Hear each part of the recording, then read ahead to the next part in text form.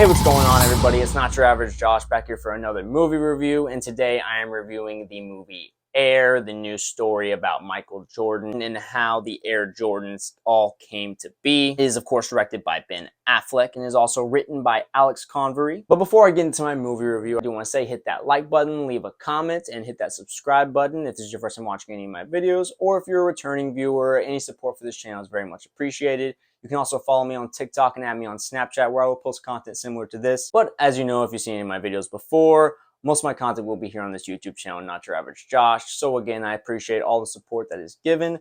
But let's get into this review of Air. Air follows the history of shoe salesman Sonny Vaccaro and how he led Nike in its pursuit of the greatest athlete in the history of basketball, Michael Jordan. This movie obviously has had a lot of hype leading up to seeing it. All the early screenings were having a lot of positive buzz surrounding it.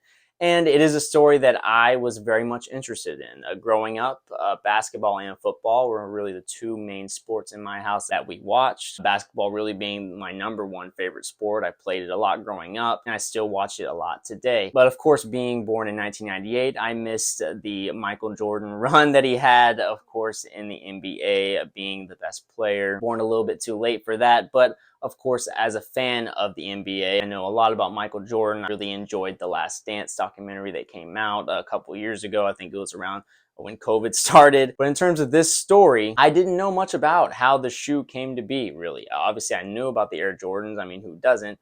But I just didn't know the history behind it, really what was going on with Nike at the time when the shoe came out, and that this shoe really propelled Nike into what it is today.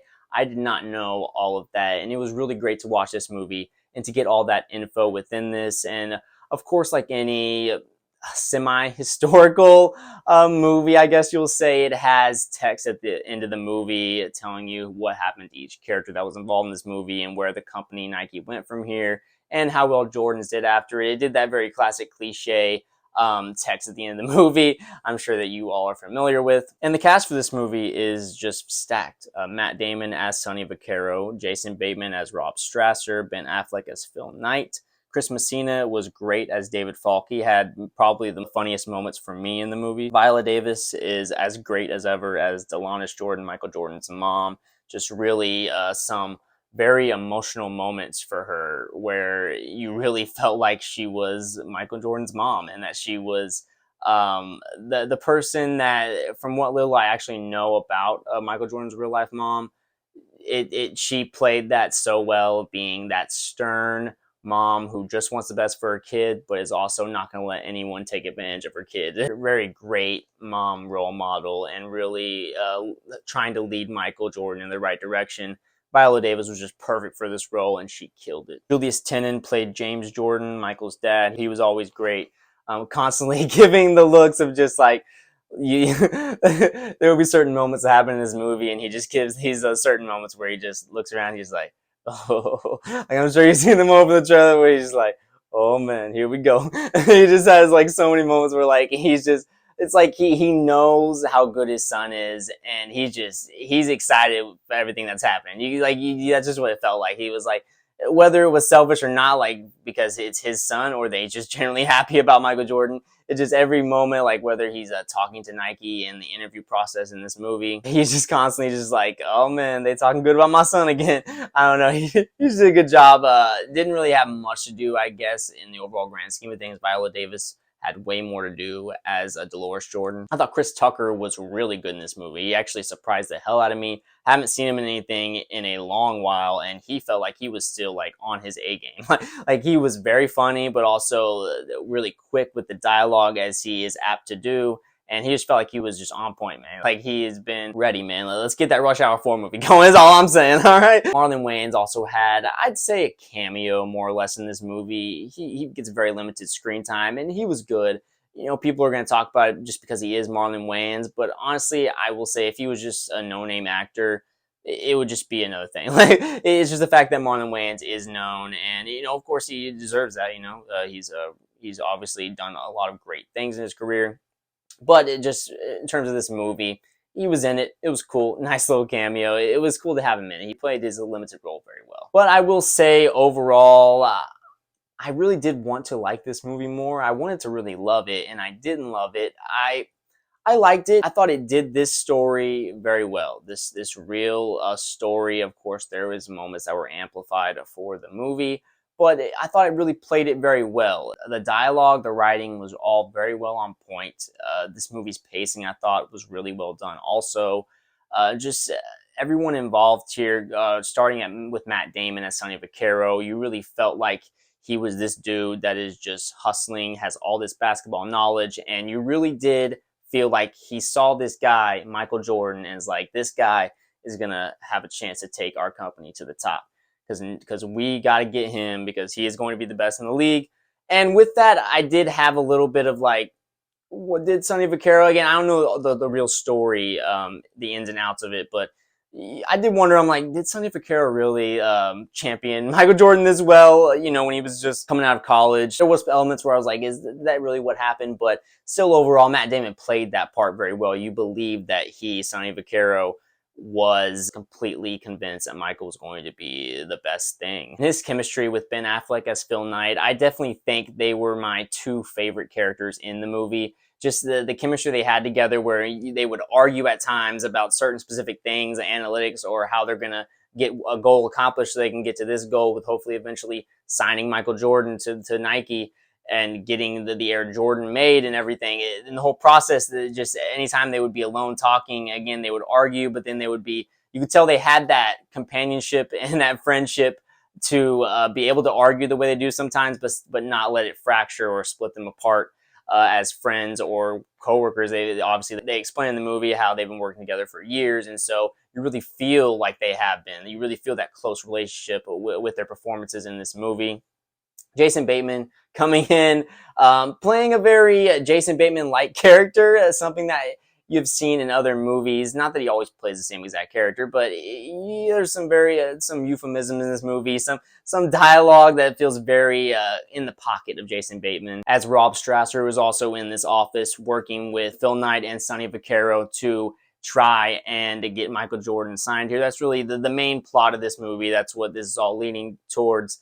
And I will say, I think the main reason why I didn't love this movie is because it was a predictable story.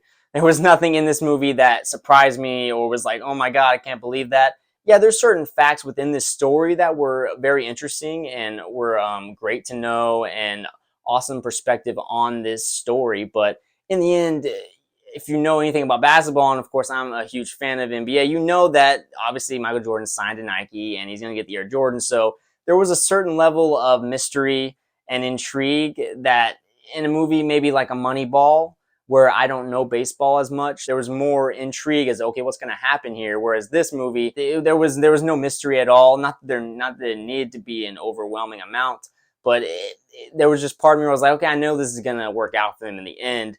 I'm enjoying the performances, and I love the way the story is going, the way they told the story. Like I said, the pacing was very well done. This movie could have been very stagnant or boring at times. I thought it never got that way for me.